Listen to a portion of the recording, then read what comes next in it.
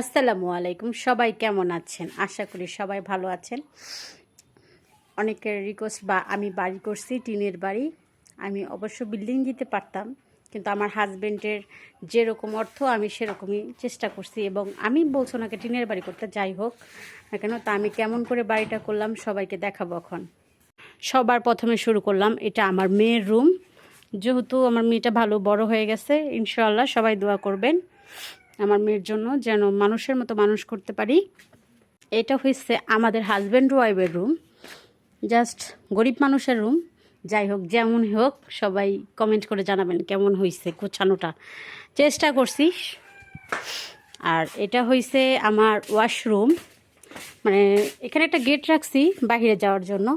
এটা ওয়াশরুম, এটা call, tubewell. এটা আমার খড়ি রাখার ঘর, এখানে আমি খড়ি রাখি। আর যাই হোক, আমার 7টা বাচ্চা আছে, কোয়েলের বাচ্চা। নতুন সংসারে যা থাকে, এই যে আমার শিলপাটা, এই যে আমার উঠোন বাড়ির, এটা আমার বাড়ির উঠোনের লুকটা।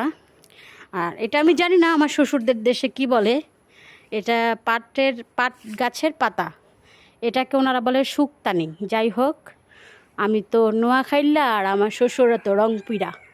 তো যাই হোক, আমার শাশুড়ি আম্মা পছন্দ করে বলে কথা, তাই আমি চেষ্টা করছি করে দেওয়ার জন্য বা শিখছি।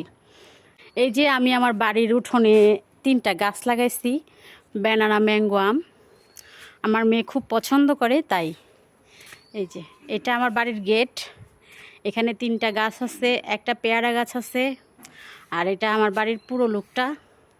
তো সবাই আমাদের জন্য দোয়া করবেন, ইনশাআল্লাহ সবাই দোয়া করবেন। আর বাড়িটা কেমন হয়েছে অবশ্যই সবাই জানাবেন, সবাই কমেন্ট করবেন।